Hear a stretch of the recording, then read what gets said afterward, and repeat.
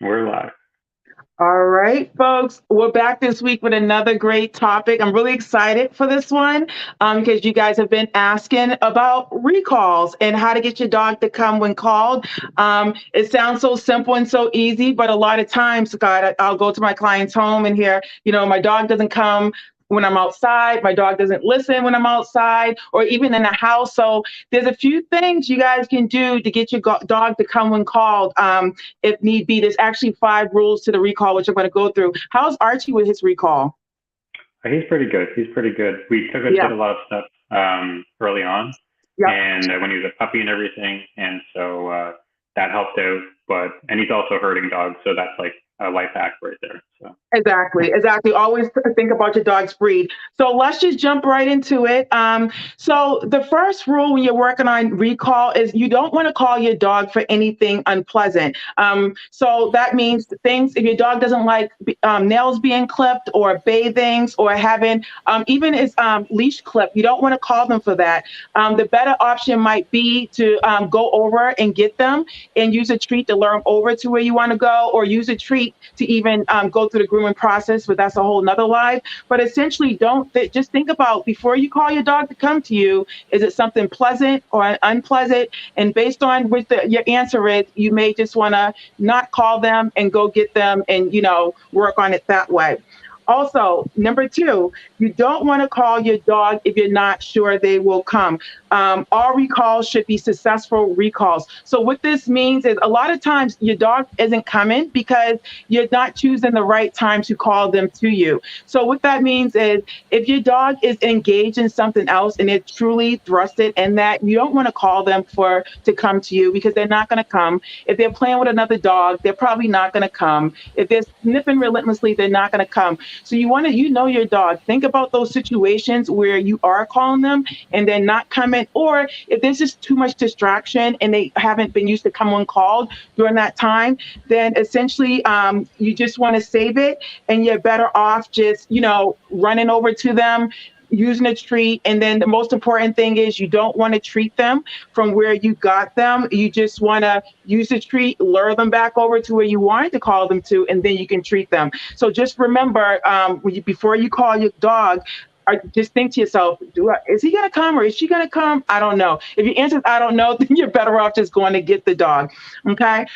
Rule number 3, if you call your dog and he doesn't come, this goes back to rule number 2, kind of, you must make it happen. Run over to him, or don't run because then they might engage in a game of chase, but you can run if your dog's not going to run away.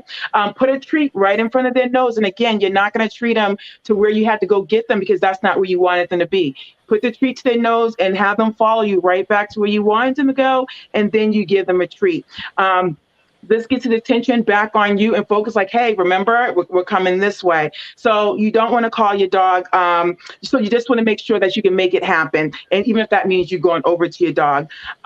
Rule number 4, this is a big one. You don't want to repeat the cue. So what that means is you don't want to say, Archie, come, Archie, come, Archie, Archie, or whatever your dog's name. You don't want to call them over and over again because if they're not coming the first or second time, they're probably not going to call and they're doing something, that whatever they're doing. So essentially, you only want to call them once, okay? And you want to call them maybe twice, but when you call them twice, try walking closer to them where you think they may come to you and then call them to you. But you definitely don't want to repeat it. If you do it once or twice and not coming, they're probably not going to come. So you're better off just going to get them again, using step number 3, getting the treat and luring them back to where you want to come.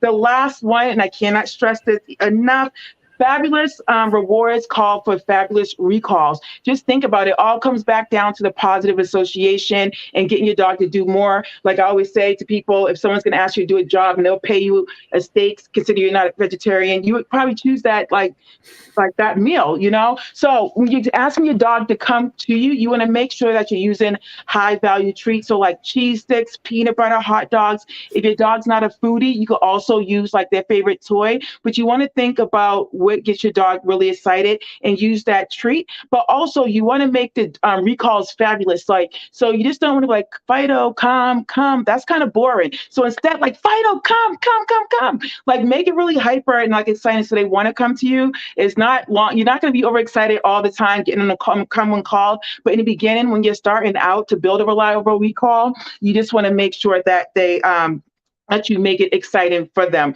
But if you use these 5 rules, even without like training a recall, you should get some consistency with your dog coming to you each and every time. Did you try any of this with Archie when you were working with him on recall? Yeah, we did a few things like treats, definitely, Mhm. excitement, definitely. Yep. We would go like we'd have like me, and then my wife would be at the other side of the park or whatnot, and then Yep. we just like do basically going back and forth. So he would get to me, and then she would call him and have the treat and have the excitement, and then he would go, and we just practiced that a lot when he was young, and then so that Exactly. just built it up, and then as he got older, whenever if we're walking through a trail, if for whatever reason we have him off leash, or if we're in the backyard and we need to come for whatever reason, then he's a lot more attentive as long as there's no like squirrels around. But otherwise, he's good. So. Exactly. And make it easy for your dog. Don't start off really, really far away at a park, start off in your house, then go to your backyard and practice, increasing the distance. Your dog, if they're younger, even if they're older, they will build up that solid recall if you use the 5 steps and you do some training behind it. But essentially, these are the rules that you guys can use. If you're looking for these rules, you can find them on Instagram. I did a whole post about it, so you can save it. You can go back to it. But if you don't remember any of these, the most important thing to remember is go get your dog if you're unsure, if they're not coming, and bring them back to where you're coming from. That's all. But I hope you guys gained some real, some good tips and suggestions on how to get your dog to come and call, and use the 5 rules if you can. And that way you'll be able to build up a solid recall. Scott, do you have anything to piggyback about That's the pretty much recall? it. Good. Practice, practice, practice with recall. It's always, Yep. consistency, practicing. Yeah. Every dog learns at its own speed. So just, Exactly. working Work with at your them, dog's right? pace. Yes. Yeah. Yep. And if you think you have a really high value treat and they don't respond, maybe they don't think you have a high value treat. So you need to work on that. Yeah. Scott, dog trainer. Yes, yes, exactly what Scott said. It may be high value to you, but not to them. So make So sure yeah, you're test. doing food auditions, I call them, seeing what they love. But yep, Exactly. and if you guys have any questions, feel free to reach out. I'm always here at downforpaws.com. Other than that, we will see you guys next week with another great topic. Bye.